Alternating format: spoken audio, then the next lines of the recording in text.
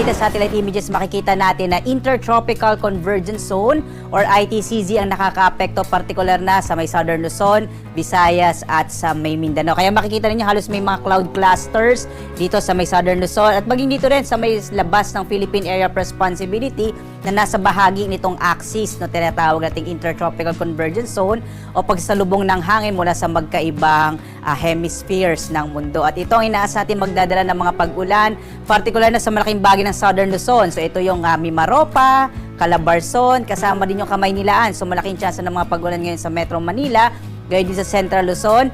Inaasahan din natin ang mga pag-ulan sa Western Visayas, kasama rin yung Negros Island region at ang lalawigan din ng Siquijor. Sa nalabing bahagi nating bansa, sa Mindanao, sa may Northern Luzon, sa Central Visayas at Eastern Visayas, mga isolated rain showers and thunderstorms naman ang mararanasan.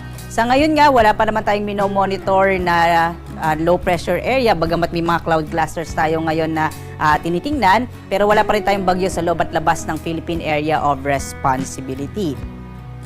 Samantala, narito ang ating nasa magiging lagay ng panahon, partikular na dito sa Luzon.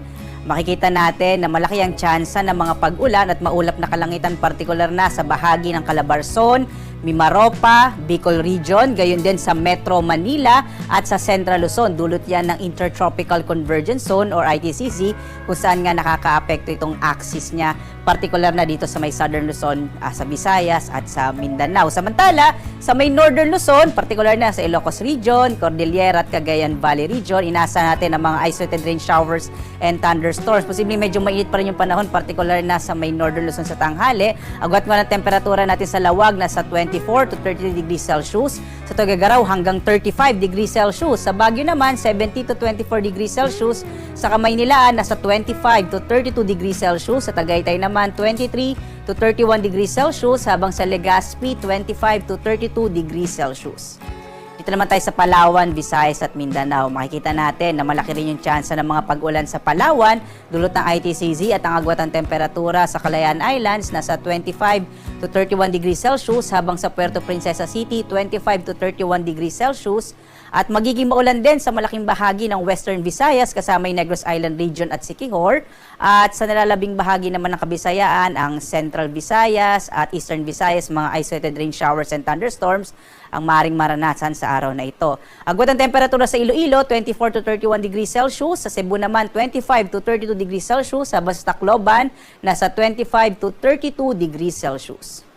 Samantala, sa Mindanao naman, bahagyang maulap hanggang sa maulap na kalangitan at may mga tsansa din ng mga pag-ulan sa hapon hanggang sa gabi, dulot ng mga localized thunderstorms at ng ITCZ sa malaking bahagi ng Mindanao. Yung agwat ng temperatura natin sa Zamboanga, 24 to 33 degrees Celsius. Sa Cagayan de Oro naman, 24 to 32 degrees Celsius. At sa Davao, 24 to 33 degrees Celsius. Inaasahan nga natin sa mga susunod na araw patuloy na magdadala ng mga pag-ulan itong ITCZ, particular na dito sa may bahagi ng Palawan area, Western Visayas at maging dito sa may Zamboanga Peninsula. Posibleng malaki din yung chance ng mga pag-ulan sa mga susunod na araw. Sa ngayon naman, wala tayong nakataas na gale warning, kaligtas pa rin na pumalaot ang mga sakyang pandagat kahit yung maliliit na mga bangka sa mga baybayin ng ating bansa.